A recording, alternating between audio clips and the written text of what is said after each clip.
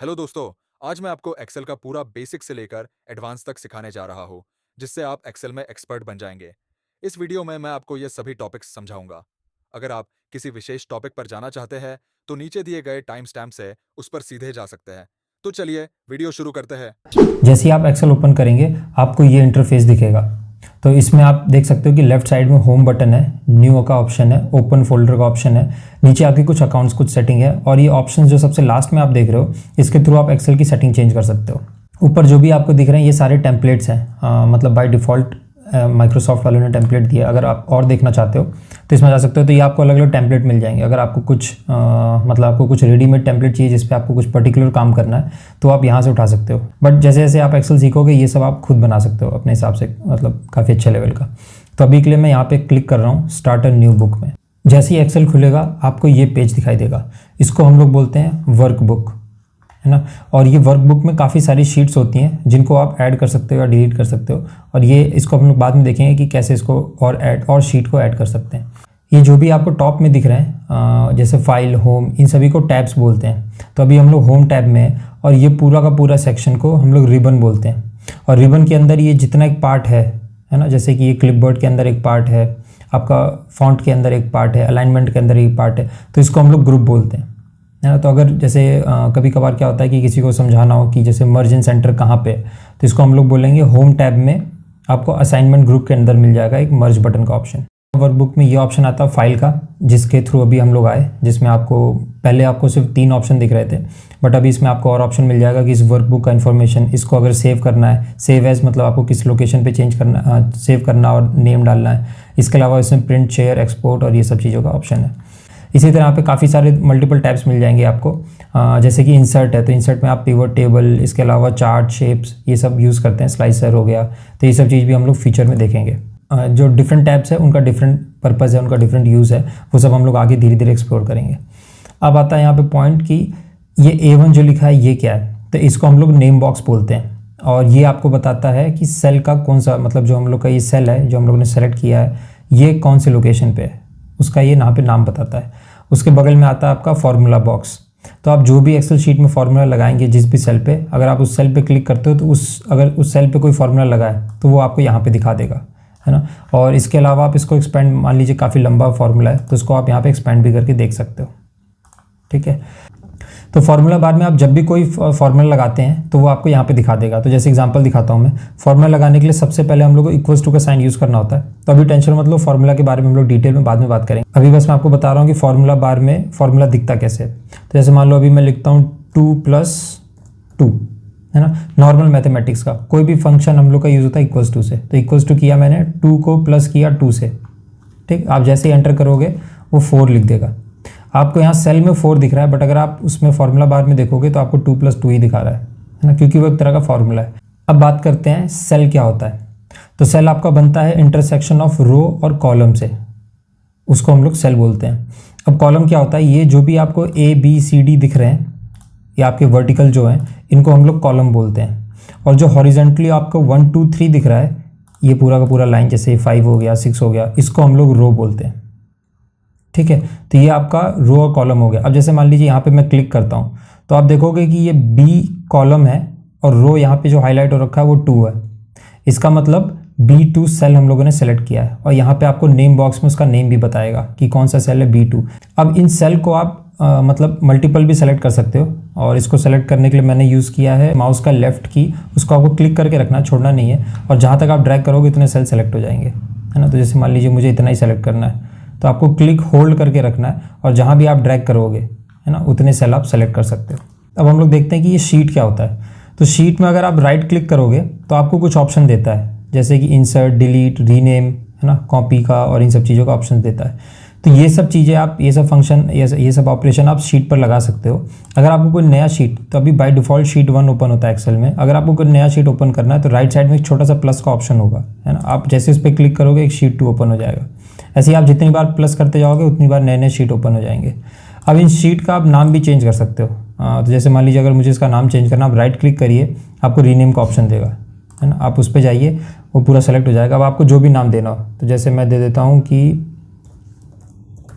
Project 1, ठीक, हम लोग, और उसके बाद आपका जब हो जाए, आप जब नाम डाल लें उसके बाद एंटर प्रेस कर दीजिए। तो ये आपका प्रोजेक्ट 1 आ गया। अब इसमें मैं क्या कर सकता हूँ कि मान लीजिए अगर मेरा इंपॉर्टेंट प्रोजेक्ट है और मैं चाहता हूँ कि सबसे फ्रंट में रहे, अभी जैसे शीट 1 नंबर 1 पर है, मैं चाहता हूँ कि सबसे आगे आ जाए, तो आप इसको क्लिक करके रखिए, क्लिक एंड होल्ड, और ड्रैग करके आप सबसे आगे ले आइए, तो वो आपका सबसे आगे आ जाएगा प्रोजेक्ट 1। इसके अलावा मैं इसमें क्या कर सकता हूँ, इसमें अगर आप देखोगे एक ऑप्शन आता है आपका टैब कलर का, तो मैं इसको कोई कलर दे सकता हूँ। तो जैसे मान लीजिए मुझे ठीक लग रहा है कि ब्लू कलर, प्रोजेक्ट 1 जो शीट है उसको हम लोग ब्लू कलर में देख सकते हैं, जैसे आप देखोगे तभी आपको ब्लू दिखेगा। ये हो गया। अगर मुझे कोई शीट नहीं चाहिए तो उसको मैं राइट क्लिक करूँगा और यहाँ पे डिलीट का ऑप्शन है, डिलीट। एक बार वो शीट डिलीट हो गया तो फिर वो वापस नहीं आएगा।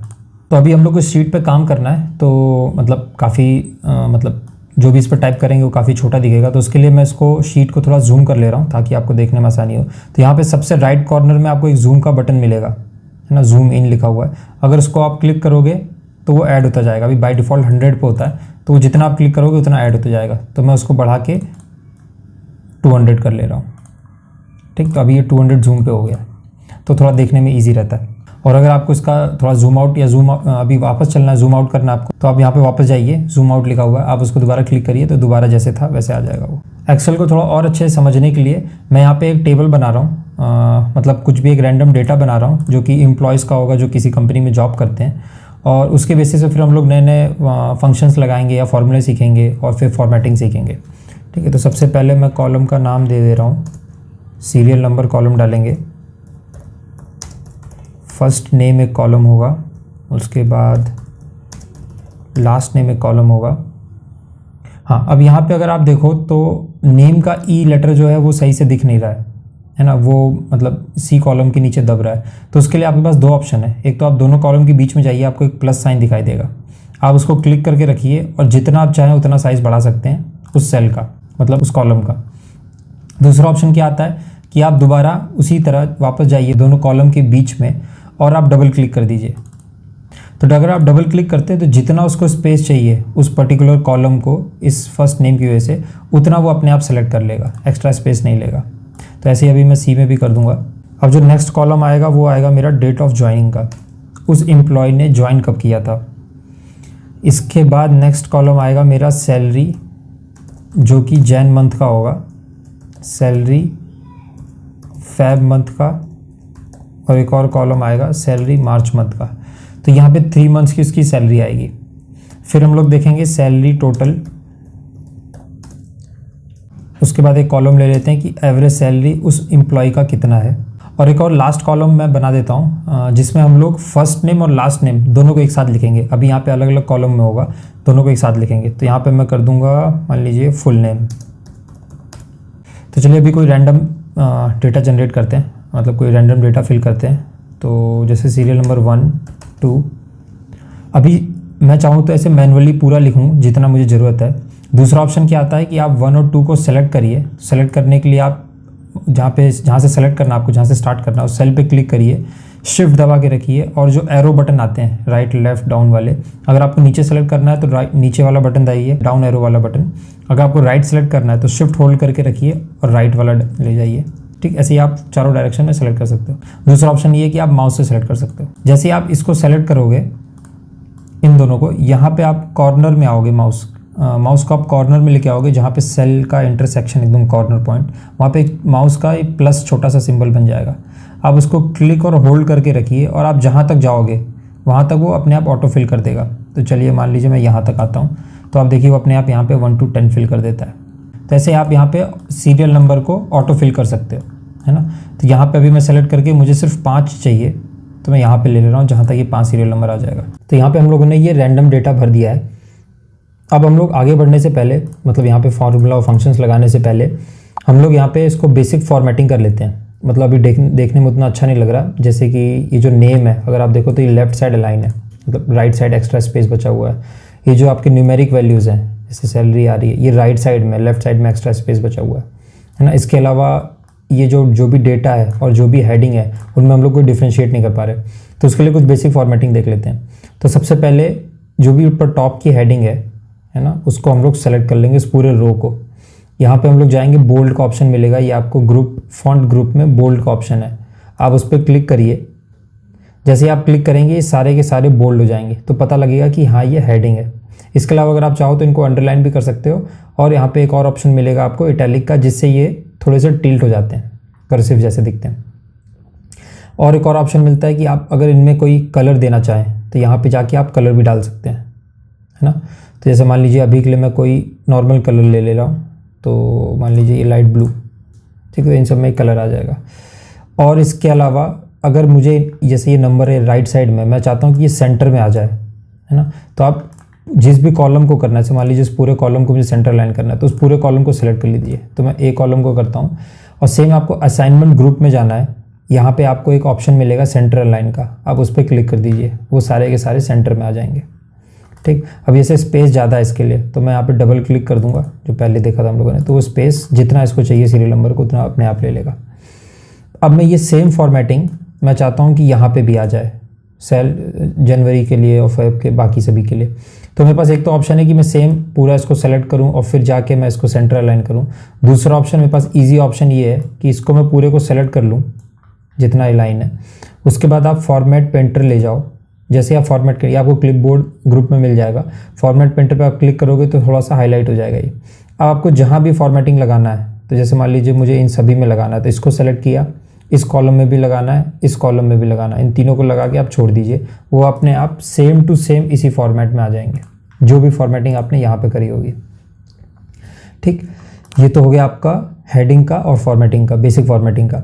इसके अलावा अगर आप देखोगे तो ये जो डेट्स हैं, ये भी यहाँ पे जैसे आप यहाँ पे क्लिक करोगे, नंबर्स जो आपका ग्रुप है उसमें यहाँ पे एक डेट्स का ऑप्शन दिखाई देगा आपको। अगर आप देखो कुमार पे जो नेक्स्ट है, इस पर क्लिक करते हो तो जर्नल दिखाता है, पर जैसे आप किसी इस पे करोगे डेट पे, तो वो आपको डेट ऑप्शन देगा, और इसको अभी वो डेट मान रहा है, तो डेट का आप फॉर्मेट भी चेंज कर सकते हो। तो जैसे आप यहाँ पे ड्रॉप डाउन दिखाएगा छोटा सा, आप उस पर क्लिक करिए। अगर आपको और एडवांस में जाना है तो आप जाइए मोर नंबर फॉर्मेट्स में, सबसे लास्ट में। जैसे आप क्लिक करोगे डायलॉग बॉक्स दिखाई देगा आपको फॉर्मेट सेल का, तो आप डेट में जाओगे, यहाँ पे डिफरेंट फॉर्मेट्स दिखा रहा है कि आपको इस टाइप का डेट दिखाई देगा, इस टाइप का दिखाएगा। तो अभी के लिए मैं ये वाला सेलेक्ट कर ले रहा हूँ कि डेट आएगा, फिर मंथ और फिर ईयर। ठीक, इसमें काफ़ी सारे अलग अलग फॉर्मेट्स मिल जाएंगे, आप देख सकते हो कि अगर डे भी चाहिए आपको तो डे भी दिखाएगा। तो अभी के लिए तो मैं ऐसा ही ले ले रहा हूँ। जैसे आप सेलेक्ट करोगे अपडेट कर देगा, पहले डेट फिर मंथ और फिर ईयर फॉर्मेट में। ठीक, अब इसमें भी सेम चीज़ कि ये अलाइनमेंट सही नहीं है, तो इसके लिए मैं इस पूरे कॉलम को सेलेक्ट करूँगा, अलाइनमेंट में जाऊँगा और सेंटर अलाइन कर दूँगा। तो ये तो हो गया आपका बेसिक फॉर्मेटिंग। अब हम लोग देख लेते हैं कि टोटल सम, सैलरी का सम कैसे निकालना है। तो फॉर्मूला या फंक्शन लिखने के लिए सबसे पहले हम लोग उस सेल पे क्लिक करिए जहाँ पे आपको लिखना है, तो वहाँ पे क्लिक करने के बाद इक्वल्स टू का सिंबल लगाइए और आप लिखिए SUM। जैसे आप सम लिखोगे यहाँ पे आपको ऑप्शंस आ जाएंगे फार्मूलाज के, आप उसको सेलेक्ट कर लीजिए। सेलेक्ट करने के लिए आप टैब दबा सकते हो, जिस पे वो हाईलाइट है वो सेलेक्ट हो जाएगा।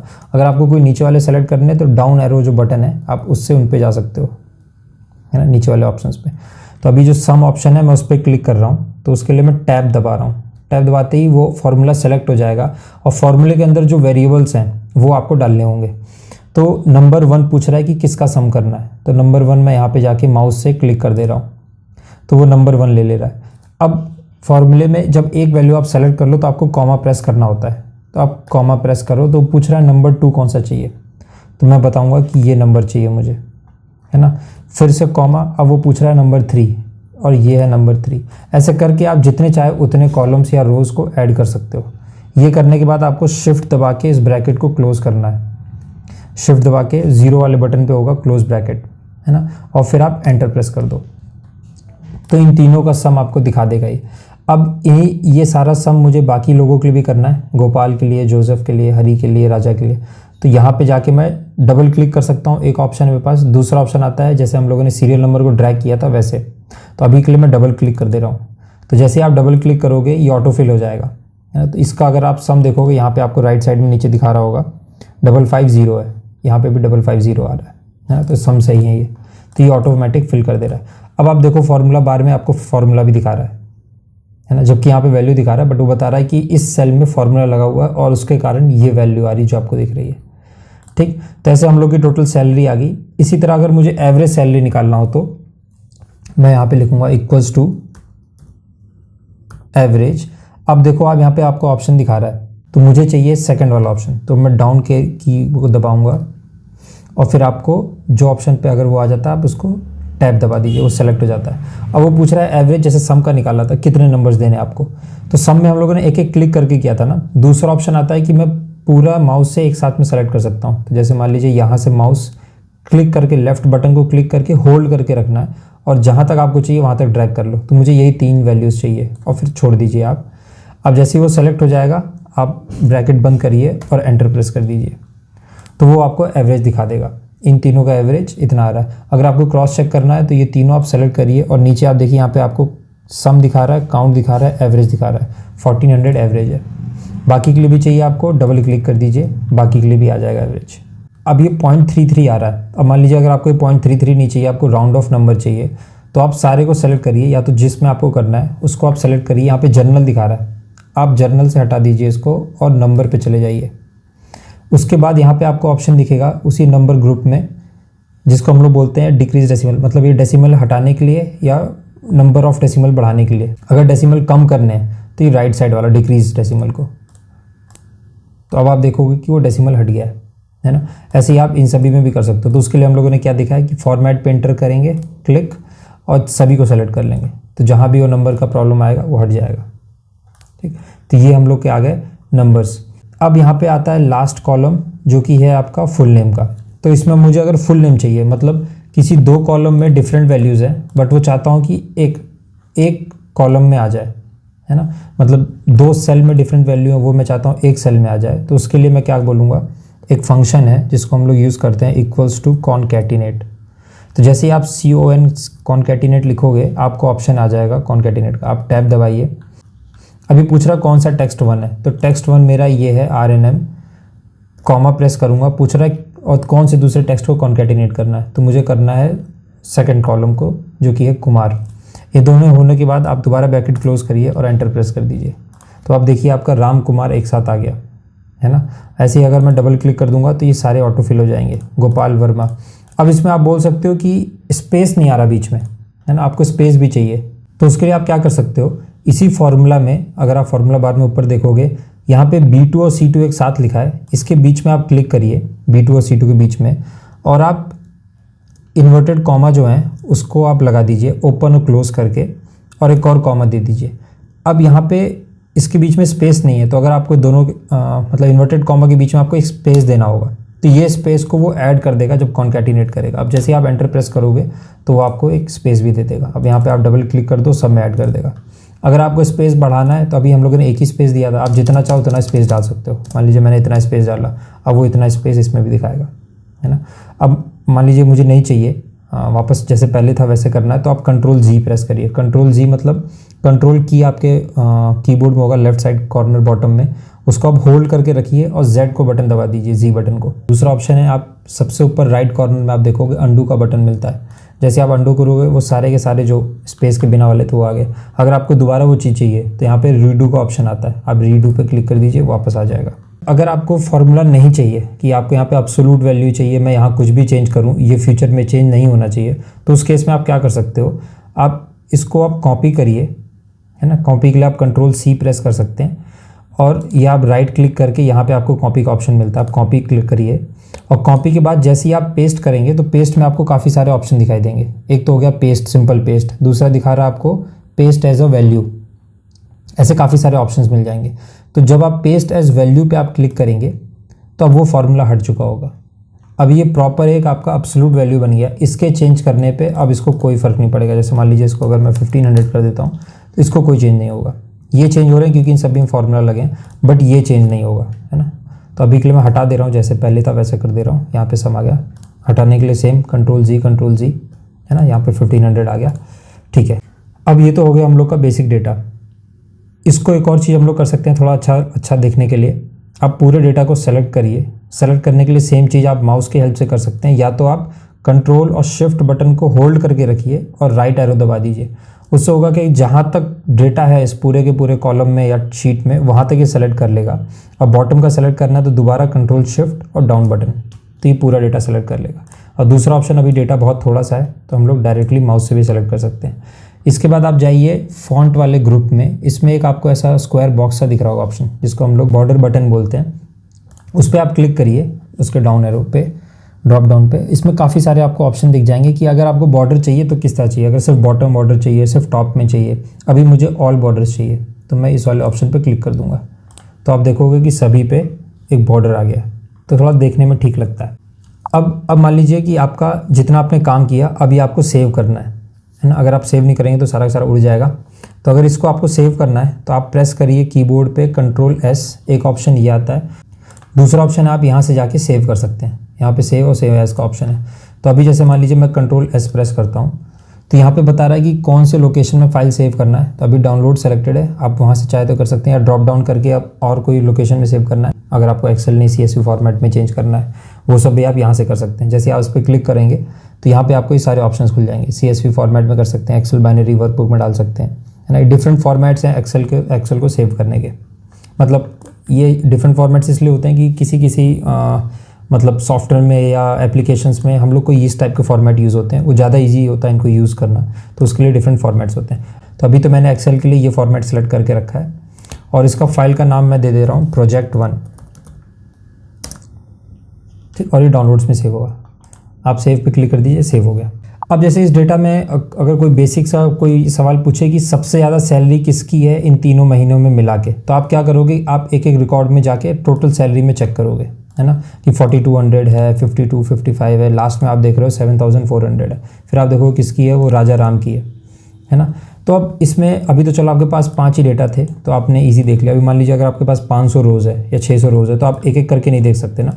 उसके लिए हम लोग क्या यूज़ करते हैं इसको, उसके लिए 2 ऑप्शन हमारे पास। एक तो आप इसको सॉर्ट कर सकते हो, है ना। सॉर्ट करने के लिए क्या करना होगा, आपको इस पर पूरे पे फिल्टर लगाना होगा। तो आप चलिए टैब जो आपका होगा डेटा, सबसे ऊपर आपको टैब डेटा पे क्लिक करिए और आपको जहाँ भी फ़िल्टर लगाना है, जैसे मान लीजिए इस पूरे टेबल पे लगाना है मुझे फ़िल्टर, आप पूरे टेबल को सेलेक्ट कर लीजिए।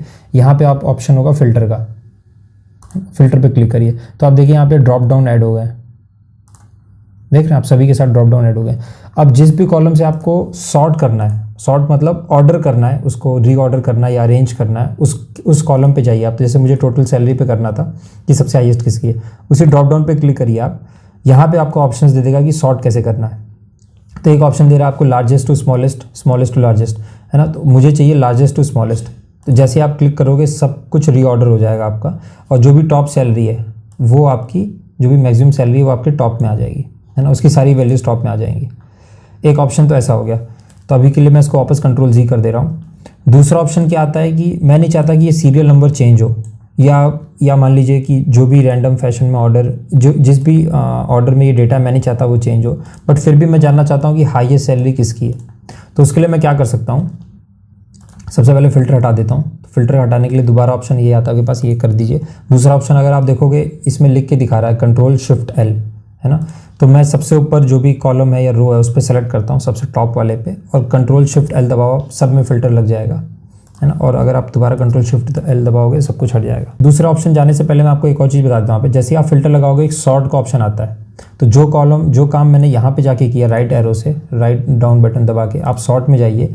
सॉर्ट में आपसे पूछेगा कि कौन से कॉलम को सॉर्ट करना है ना। तो जैसे कॉलम के इसमें नेम है, तो मुझे चाहिए टोटल सैलरी कॉलम।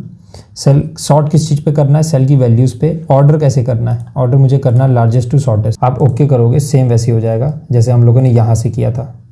सेम चीज़ आप यहाँ से भी सॉर्ट लगा सकते हो, बट अभी मुझे ये नहीं चाहिए तो मैं Ctrl+Z कर दे रहा हूँ और Ctrl+Shift+L करके सारे फिल्टर्स हटा दे रहा हूँ।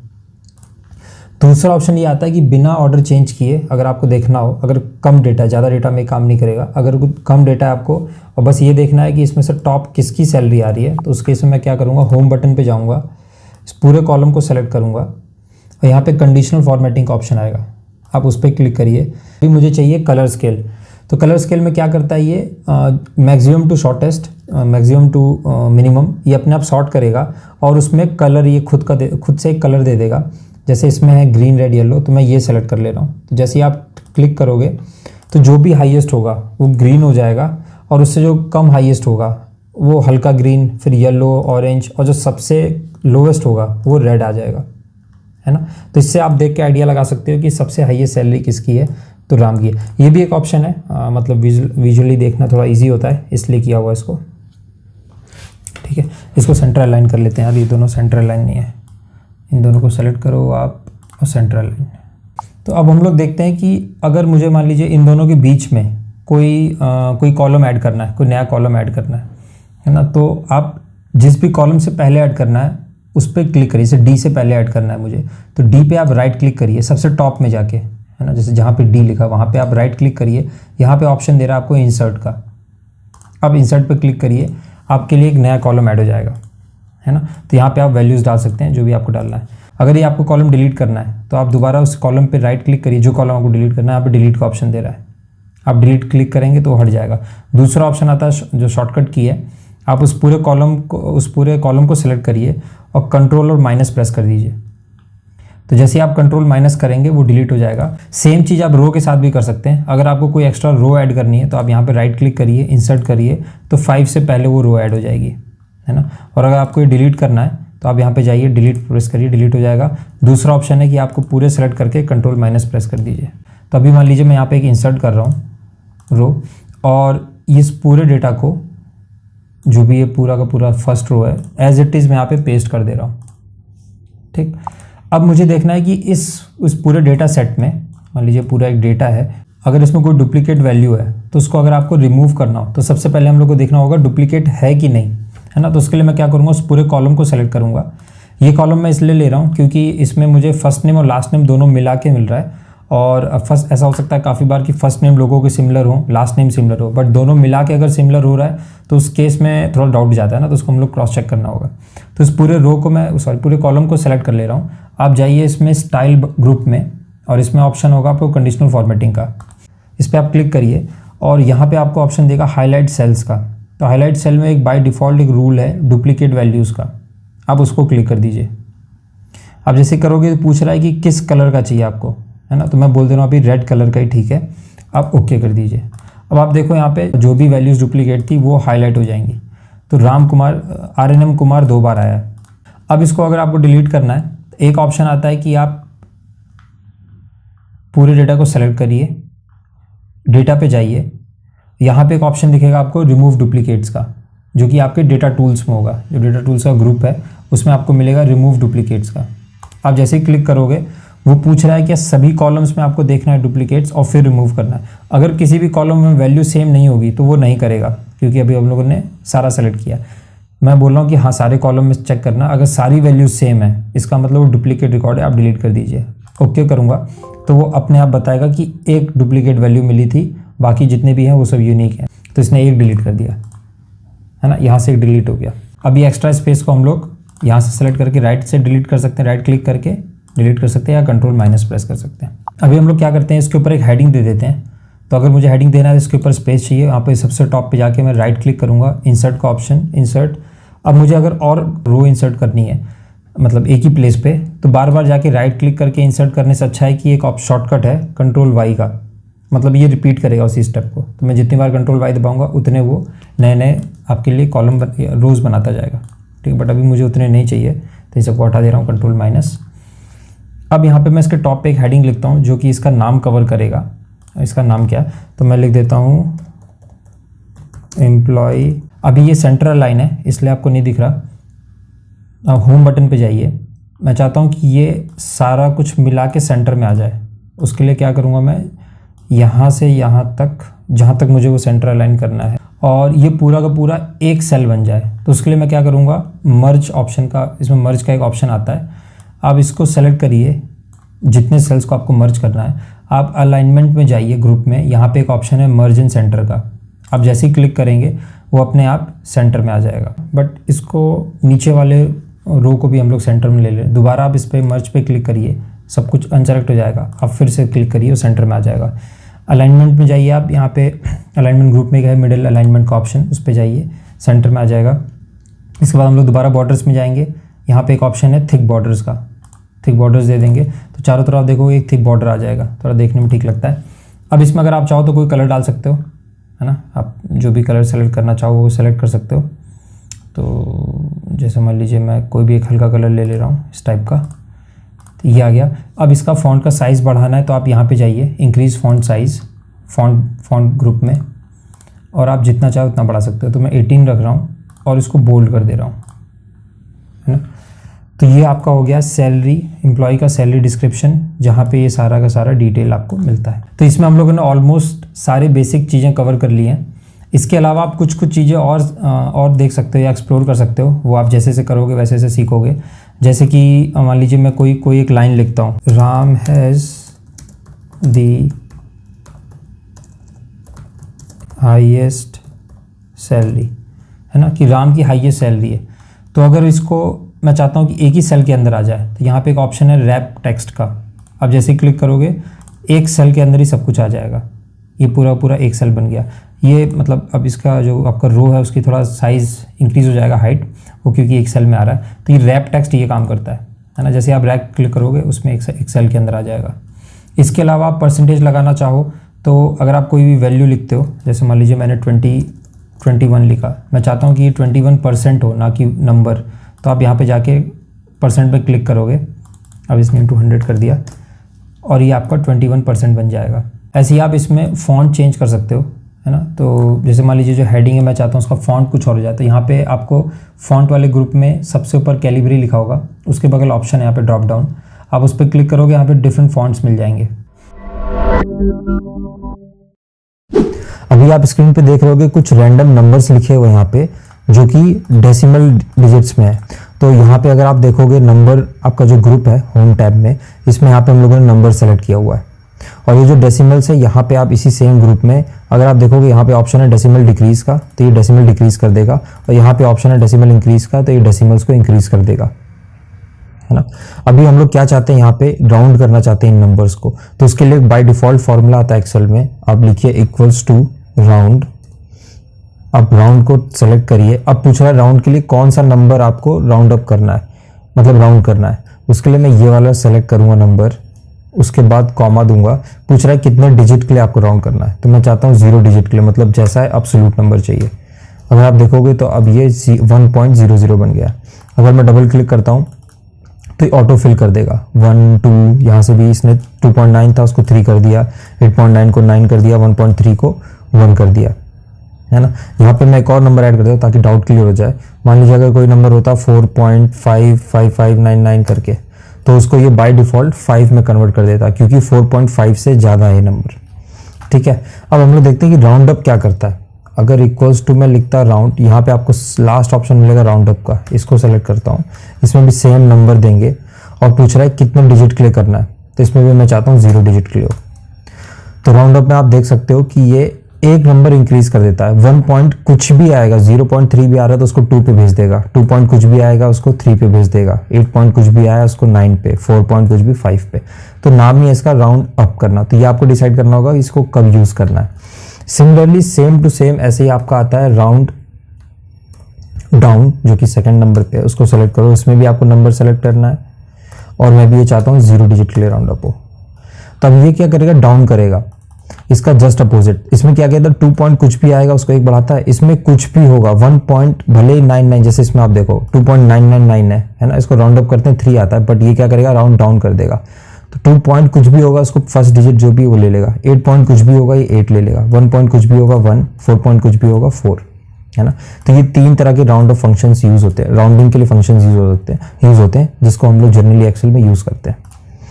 अब चलते हैं अपने नेक्स्ट टाइप की तरफ। इसमें हम लोग देखते हैं कि कैसे ऑटो फिल करते हैं, जो कि काफ़ी ज़्यादा यूज़ होने वाले टर्म्स हैं, जैसे कि मंथ्स हो गए, है ना।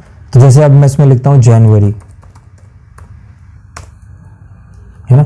आप जैसे इसको ड्रैग करोगे ये अपने आप समझ जाएगा कि ये मंथ्स है। आप राइट साइड में देख सकते हो लिख के भी आ रहा है हाईलाइट सा कि कहाँ तक जा रहा है। तो जैसे मैंने इसको दिसंबर तक ड्रैग किया तो दिसंबर तक आ गया। अभी ये आर सही से नहीं आ रहा, तो आप यहाँ पे डबल क्लिक करोगे ये एक्सपेंड हो जाएगा। सिमिलरली मुझे यहाँ पे मैं डेट भी डाल सकता हूँ, जैसे कि अगर मैं लिखता हूँ मंडे, है ना। अब ये समझ जाएगा कि इसको मैं अगर ड्रैग करता हूँ यहाँ से, आप राइट कॉर्नर में यहाँ प्लस साइन देख रहे हो, इसको होल्ड करके रखो तो ये बाय डिफॉल्ट समझ जाएगा कि ये डेज है। यहाँ पे भी आप डबल क्लिक कर दीजिए बढ़ जाएगा। अब आप चाहते हो कि पूरा जैन नहीं लिखना, आपको सिर्फ जनवरी पूरा नहीं लिखना, सिर्फ जैन लिखना है, तब भी ये समझ जाएगा कि क्या लिख रहे हो आप। सिमिलरली आप सिर्फ अगर मंडे लिख देते हो, मंडे को शॉर्ट फॉर्म में, तब भी ये समझ जाएगा आप क्या कहना चाहते हो, है ना। तो एक्सेल इतना मतलब इंटेलिजेंट होता है कि ऑटो फिल कर देता है डेटा को। अगर मैं सिर्फ 1 लिखता हूँ और इसको ड्रैग करता हूँ तो ये कुछ नहीं करेगा, इसको लगेगा आप सिर्फ 1 चाहते हो रिपीट हो जाए। बट अगर मैं 1 लिखता हूँ, नीचे 2 देता हूँ, तो इसको समझ में आ रहा है कि एक एक वैल्यू इंक्रीज हो रहा है ना। तो अभी आप जैसे यहाँ पे ड्रैग करोगे वो नंबर इंक्रीज होने लगेगा। अब देखो अब यहाँ से 1 2 3 अप टू 12 चला गया, है ना। तो इतना समझदार ये एक्सेल होता है। अब हम लोग चलते हैं अपने शीट नंबर 1 पर। तो ये शीट आप यहाँ पे देख सकते हो जिसमें हम लोगों का एक डेटा है जो कि RNM स्कूल का है। इसमें बच्चों के स्टूडेंट्स के नाम है, उनके जेंडर, एज, क्लास, कौन से हाउस के हैं वो बच्चे, यूनिट टेस्ट 1 2 और फाइनल टेस्ट का डेटा है, और साथ ही साथ उनकी एक ईमेल आईडी है। तो ये बेसिक हमारे पास डेटा है। अब इसमें हम लोग क्या करेंगे, सबसे पहले हम लोग ये देखते हैं कि किसी भी एक सेल के अंदर कमेंट कैसे ऐड करते हैं। एग्जांपल जैसे मान लीजिए कि ये माधव की जो आईडी है ये अब काम नहीं करती, मुझे पता है ये। अगर कोई फ्यूचर में इस आईडी को देखे तो वो उस पर मेल ना करे, उसके लिए मैं यहाँ पे क्या कर सकता हूँ, यहाँ पे राइट क्लिक करूंगा और यहाँ पे आप एक ऑप्शन देखोगे इंसर्ट कमेंट का, आप उस पर क्लिक करिए और यहाँ पे आप कमेंट ऐड कर सकते हो। तो मैं कहूँगा मेल आईडी नॉट वर्किंग, ठीक। अब इसको चाहो तो आप थोड़ा सा बोल्ड कर सकते हो, तो मैं इसका साइज बढ़ा दे रहा हूँ, 9 है बाय डिफॉल्ट, मैं 12 कर दे रहा हूँ और इसका साइज थोड़ा कम कर दे रहा हूँ ताकि देखने में थोड़ा अच्छा लगे। अब आप बाहर क्लिक कर दीजिए कहीं भी। अब जैसे आप इसके ऊपर हॉवर करोगे आपको दिख जाएगा मेल आईडी नॉट वर्किंग, है ना। तो फ्यूचर में अगर इसको कोई डेटा को रिव्यू करता है या आप उसमें कोई कमेंट ऐड करना चाहते हो तो ऐसे ऐड कर सकते हो। अगर आप इस पर दोबारा इसी सेल पे राइट क्लिक करोगे तो आप इस कमेंट को चाहो तो एडिट कर सकते हो, चाहो तो डिलीट कर सकते हो। तो अभी के लिए मैं इसको डिलीट कर दे रहा हूँ, तो वो कमेंट यहाँ से हट जाएगा।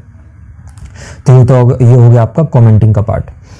अब आती है बारी की, इसमें हम लोग फिल्टर्स के साथ डेटा को कैसे मैनिपुलेट कर सकते हैं या डेटा को कैसे हम लोग ऑर्गेनाइज कर सकते हैं। तो जैसे अगर आपको फिल्टर लगाना है तो लास्ट वीडियो मैंने बताया था आपको कि आप डेटा टेबल में जाके एक तो फिल्टर लगा सकते हो यहाँ से।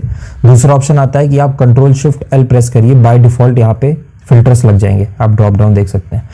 अब इसमें मैं क्या चाहता हूँ कि सिर्फ और सिर्फ मुझे मेल जो भी बच्चे हैं, बॉयज़ हैं, उनका डेटा दिखे। तो आप जेंडर कॉलम पे जाइए, यहाँ पे आपको ऑप्शन दिख रहा होगा मेल का, तो फीमेल को मैं अनसेलेक्ट कर दूंगा और ओके कर दूंगा। तो आप देख सकते हो यहाँ जो भी डेटा आपको दिख रहा है वो सारा मेल स्टूडेंट्स का है ना। इसी तरह फीमेल का भी लगा सकते हो, फीमेल सेलेक्ट करिए, मेल को अनसेलेक्ट कर दीजिए, अब ओके प्रेस कर दीजिए। तो अब आपको सभी डेटा सिर्फ फीमेल बच्चों का दिखेगा। अब आपको ये फिल्टर हटाना है तो आप यहाँ पे दोबारा ड्रॉप डाउन पे जाइए, क्लियर है, क्लियर फिल्टर ऑप्शन आता है। एक ऑप्शन ये आप यहाँ से कर सकते हो।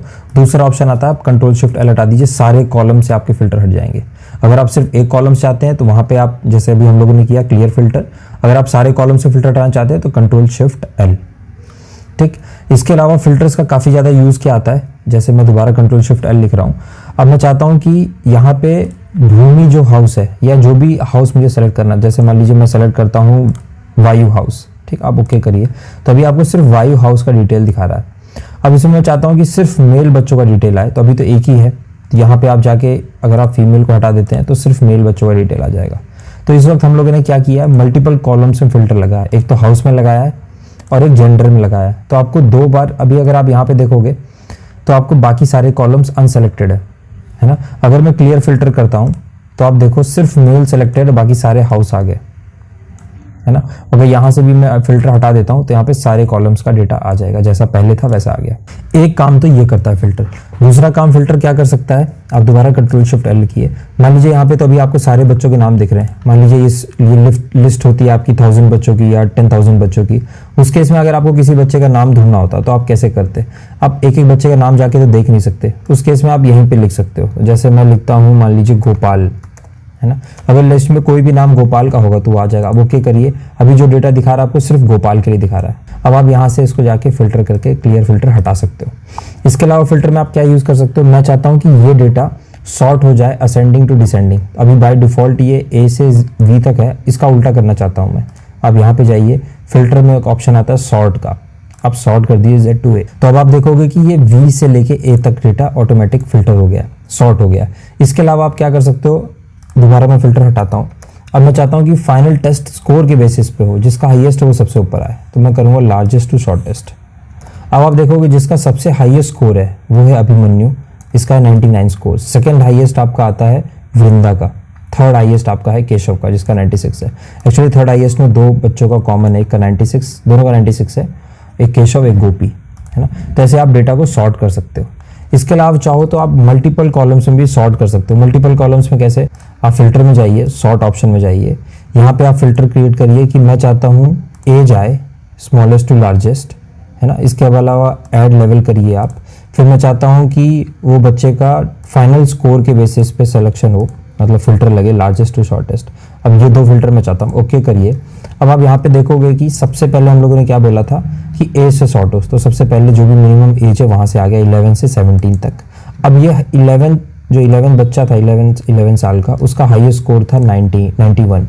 जो 12 एक ही बच्चा है उसका 89 है। बट यहाँ देखो आप, यहाँ पे 3 बच्चे हैं जो कि 14 ईयर्स के हैं। इसमें इसने क्या किया, सबसे हाईएस्ट स्कोर 14 ईयर्स में वृंदा का है, कितना है 98। सेकंड किसका है, इंदु का, कितना है 89। थर्ड आता है आपका गोपाल, उसका कितना है 79। तो यहाँ पे ये सॉर्ट करेगा। ऐसे ही अगर आप 16 में भी देखोगे आप, तो इसमें भी इसने सॉर्ट किया हुआ है, सबसे हाईएस्ट 99 और फिर ऐसे ही करता है। तो इस तरह से आप मल्टीपल कॉलम्स में भी फिल्टर लगा सकते हैं। तो ये हो गया आपके फिल्टर्स लगाने का तरीका। एक और चीज़ आप फिल्टर्स में कर सकते हो, वो काफ़ी बार यूज होता है। जैसे फाइनल टेस्ट में जाता हूँ, नंबर्स पे आप फिल्टर लगा सकते हो। किसी दो नंबर के बीच के नंबर चाहिए आपको, या ग्रेटर देन चाहिए या लेस देन चाहिए, तो मैं चाहता हूँ कि नंबर बिटवीन, है ना। तो इस ग्रेटर देन और इक्वल्स टू मैं चाहता हूँ वो हो 91, उससे ज़्यादा हो या उसके बराबर हो। लेस देन और इक्वल्स टू 99 ना, इन दोनों के बीच के नंबर इंक्लूडिंग दीज टू, वो आपको यहाँ पे रिजल्ट में मिल जाएंगे। तो आप देखोगे इन बच्चों के नंबर 91 या 99 के बीच के हैं, है ना। तो ऐसे आप कॉलम्स में फिल्टर लगा सकते हो नंबर फिल्टर्स के। अभी के लिए हटा रहा हूँ मैं। तो ये सारा बेसिक डिटेल हो गया आपका फिल्टर्स का।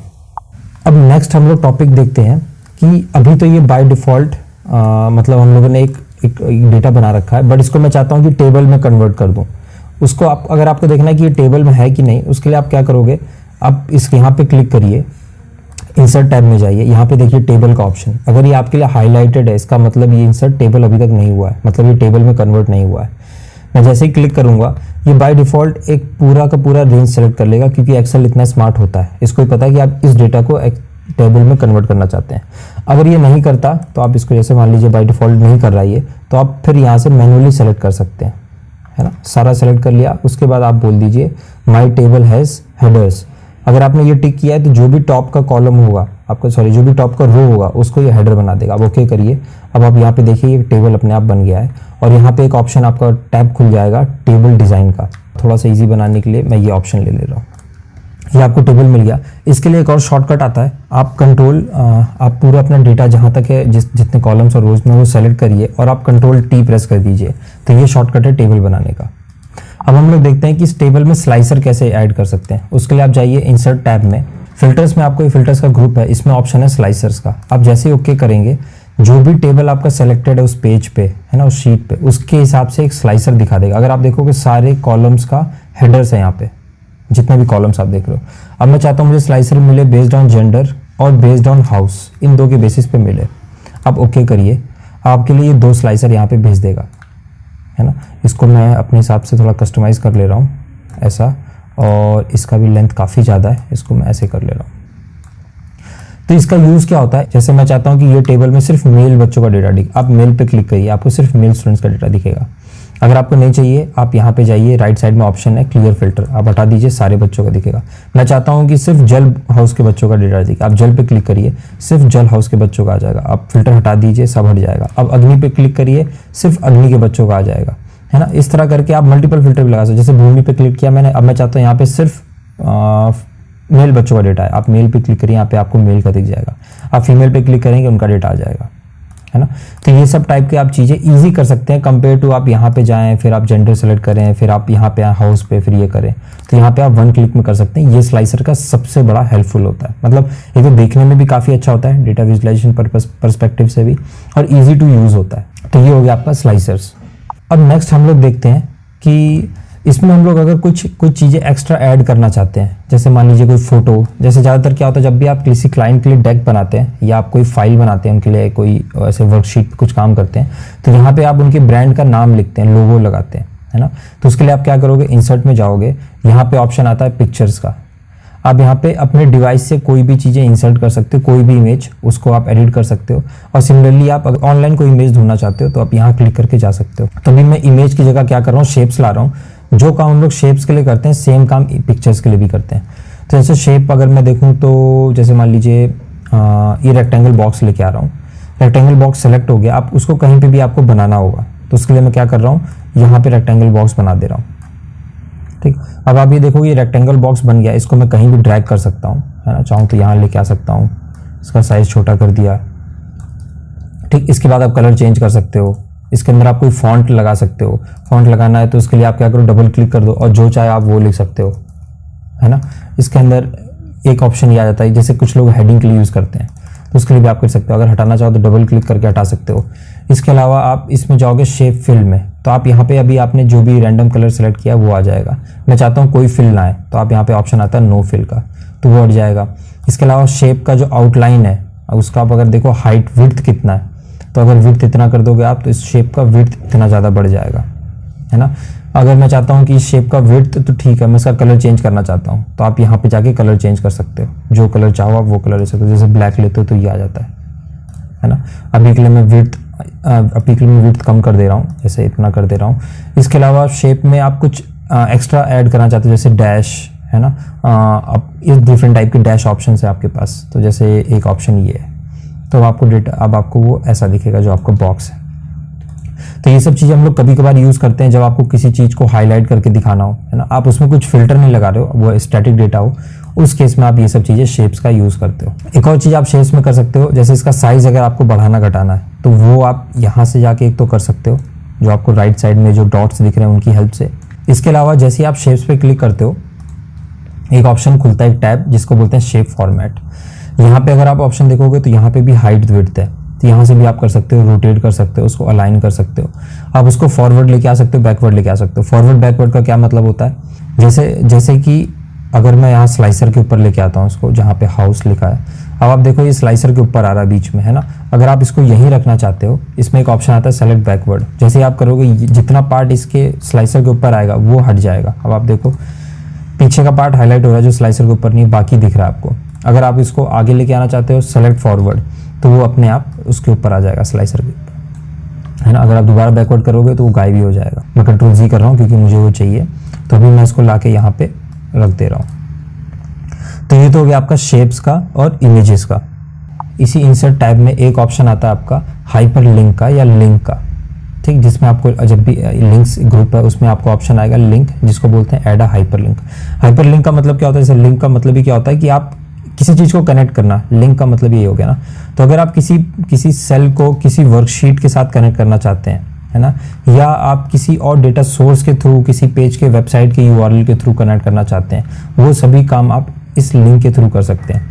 एग्जाम्पल जैसे मैं आपको देता हूँ, जैसे मान लीजिए यहाँ पे जो नेम है ना, इन बच्चों का नेम को मैं कॉपी करता हूँ, कंट्रोल सी, एक और नया टैब बना रहा हूँ और वहाँ पे करता हूँ कंट्रोल वी, इसका साइज में इंक्रीज कर दे रहा हूँ, ठीक, कुछ ज़्यादा ही हो गया। तो जैसे ये बच्चों के नाम आ गए, सिर्फ बच्चों के यहाँ पे सेपरेट नेम है। अब मैं चाहता हूँ कि अगर किसी को सिर्फ नेम देखने, तो उसके लिए वो एक टैब में जा सकता है जिस टैब का नाम है शीट 4। तो इसका मैं नाम चेंज कर दे रहा हूँ, डबल क्लिक करके नेम्स, ठीक। आप यहाँ पे राइट क्लिक करके भी कर सकते हो, अभी मैं नेम कर दे रहा हूँ। अब हम दोबारा शीट 1 पे चलेंगे। अब आप यहाँ पे करिए कंट्रोल के, जिस भी जगह आपको हाइपरलिंक ऐड करना है वहाँ पे आप क्लिक करिए और प्रेस करिए कंट्रोल के, तो ये विंडो ओपन हो जाएगा आपके लिए, है ना, ये डायलॉग बॉक्स। या दूसरा चीज़ आप दोबारा यहाँ पे जाइए लिंक्स में, इंसर्ट टैब में लिंक्स ग्रुप में, अब लिंक्स पे क्लिक करिए, सेम टैब ओपन हो जाएगा, है ना। अब इसमें आपके पास मल्टीपल ऑप्शन आ जाते हैं लिंक ऐड करने के। तभी मैं क्या चाहता हूँ कि इसी डॉक्यूमेंट के ऊपर मैं एक अपना लिंक ऐड करना चाहता हूँ, क्योंकि अगर आप देखोगे शीट नेम, जो शीट 1 और शीट नेम है, ये एक ही वर्कबुक के अंदर आता है। तो यहाँ पे ऑप्शन दिया है प्लेस इन दिस डॉक्यूमेंट, है ना। अब ओपन करिए, अब आपको जितने भी इसके अंदर इस वर्कबुक के अंदर जितने भी शीट्स हैं वो सभी दिखा रहा है आपको। शीट 1 नेम, मैं चाहता हूँ कि ये जो कॉलम है ये कनेक्ट हो जाए मेरा शीट नेम से। अब शीट नेम में तो कनेक्ट हो गया। अब उसमें पूछ रहा है कि कॉलम का नेम कहाँ से स्टार्ट होता है, सेल का रेफरेंस, तो इसने A1 लिया बाय डिफॉल्ट। अभी के लिए मैं ओके कर रहा हूँ, तो आप देखो यहाँ पे जाके A1 सही में A1 से ही स्टार्ट हो रहा है ना।